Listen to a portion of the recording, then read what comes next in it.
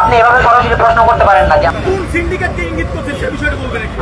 মোহামেডান বলি বা বসুন্ধরা কি আবাহনী এই ক্লাবগুলোকে ম্যাচে আবেদুলকে দলে অন্তর্ভুক্ত করতে হবে। উপস্থিত বাংলাদেশ ফুটবল সমর্থক গোষ্ঠী ভাইয়েরা সবাইকে শুভেচ্ছা। সবাই কষ্ট করে এখানে আছেন আন্দোলনের সাথে। আমরা একটি লড়াইয়ে আছি আসলে। গতকালের আন্দোলনের পরিক্রমায় আজকে আমরা আবার যে অবস্থান কর্মসূচি শুরু করেছি শাহবাগ থেকে এসে এখানে টিম হোটেলের সামনে। এখানে আমাদের আইন শৃঙ্খলা রক্ষাকারী বাহিনীর সাথে আমাদের একটি নেগোসিয়েশন হয়। আমরা চেয়েছিলাম অবস্থান নিতে, তারা আমাদেরকে বাধা দেয়, যদিও আমরা শান্তিপূর্ণভাবে অবস্থান নিচ্ছি। পরবর্তীতে বাবুকে সভাপতি থেকে আমাদেরকে ডাকা হয় আলোচনার জন্য। আমরা 5 সদস্যের প্রতিনিধি দল বাবুকে সভাপতির সাথে একটি মিটিং করেছি। সেখানেও মিডিয়া ছিল, একটি ওপেন মিটিংই বলা যায়। আমরা আমাদের মিটিংয়ে সর্বপ্রথম ফাহামিদুল ইস্যুতে কথা বলেছি যে ফাহামিদুলকে ডেকে এনে 7 দিন প্র্যাকটিস করালেন এবং সে ম্যাচ খেললেন। তার যে প্রতিভা আমরা দেখেছি, আমরা ফুটবল ভক্তরা যে তার প্রতি আগ্রহটা জেগেছে আমরা আসার পরে এবং ফাহামিদুল সহ, তাহলে তাকে কেন হঠাৎ বাদ দিয়ে দেওয়া হলো এই বিষয়টি যে কোচ এবং ম্যানেজার অ্যাসিস্ট্যান্ট কোচ সবার সাথে আলোচনা করে এটি খোলসা করতে হবে, এটি মিডিয়া অ্যাড্রেস করতে হবে এবং ভারত ম্যাচে ফাহামিদুলকে দলে অন্তর্ভুক্ত করতে হবে। শুধু আমরা নয়, পুরো দেশবাসী ফাহামিদুলকে দলে দেখতে চায়।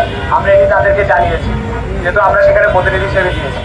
এবং যে সিন্ডিকেটের কথা আমরা তুলেছি, যে প্রশ্ন আমরা তুলেছি দীর্ঘদিন ধরে, যেটি ফাহামিদুল ইস্যুতে আবার জনমনে আবার ক্ষোভ তৈরি করেছে, ফুটবল ভক্তরা আবার প্রতিবাদ শুরু করেছে। সিন্ডিকেট মোহামেডান বলি বা বসুন্ধরা কি আবাহনী এই ক্লাবগুলোকে বা অন্যান্য সবগুলো ক্লাব মিলিয়ে কিন্তু এই সিন্ডিকেট রয়েছে এবং টিমের ভিতরেও এই সিন্ডিকেট রয়েছে। আমরা সেটি সরাসরি তাকে বলেছি, সে বলছে এই বিষয়গুলো তিনি অ্যাড্রেস করবেন এবং সামনে আমাদের সাথে আরো বসতে চান এই বিষয়গুলো দিয়ে তিনি এগুলোর সমাধান করবেন। কিন্তু সর্বোপরি আমরা একটা ইস্যুতে ছিলাম, যেটা হলো ফাহামিদুল ইস্যুতে তাকে আমরা দলে চাই। তিনি বলতেছেন যে এটা এখন সম্ভব না, তারপর আমরা বলেছি যে এটা সম্ভব করতে হবে। আমরা সন্ধ্যা পর্যন্ত এখানে অবস্থান করব। আপনি সে বলছে ক্রিয়া উপদেষ্টার সাথে সে বলবে এখনই, তারপরে সে মিডিয়া অ্যাড্রেস করবে পুরো বিষয়টা।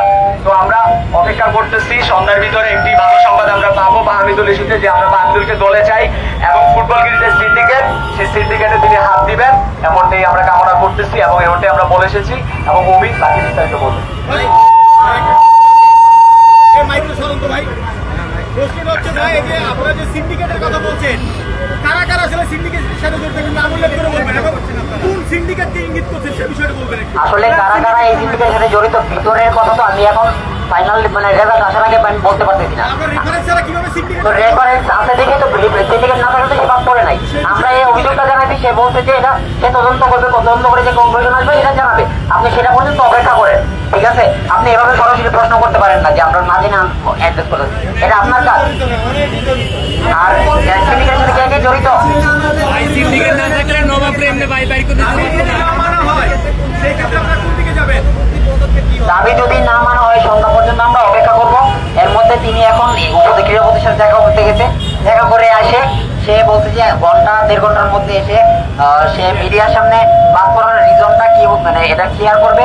আর ফাহামিদুলকে আনার ব্যাপারে তার অবস্থান যতটুকু বুঝলাম, সে বলতেছে যে এই মুহূর্তে আনা পসিবল না, কিন্তু তোমরা এনশিওর থাকো যে নেক্সট ম্যাচে আমরা নিয়ে আসবো। কিন্তু আমরা এটা ক্লিয়ার করে আসছি যে আমাদের এই ম্যাচেই লাগবে, আপনি সন্ধ্যা পর্যন্ত সময় নেন, কি করতে পারেন দেখেন।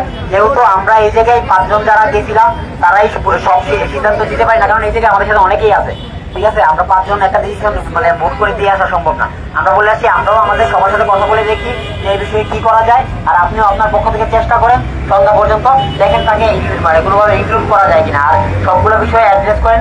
আর উনিও বলছে যে সবগুলো বিষয়ে অ্যাড্রেস করে ভবিষ্যতে আমাদের সাথে এই বিষয়গুলো নিয়ে বসবে আর তাকে ইনক্লুড করার ব্যাপারটা নিয়ে উনি দেখবে, কিন্তু আমাদেরকে এখন পর্যন্ত 100% ইনক্লুড করে নাই। তো আমরা তার নেক্সট ডে পর্যন্ত আশা করতেছি। আর এখন আমরা সবাই মিলে একটা ডিসিশন দিব যে তাকে ইনক্লুড না করলে আমরা আন্দোলনটা কোন দিকে নিয়ে যাব, আর যদি আজকে সন্ধ্যার মধ্যে করে তাহলে আমরা কোন দিকে নিয়ে যাবো। আমাদের একটু অপেক্ষা করতে হবে। ধন্যবাদ।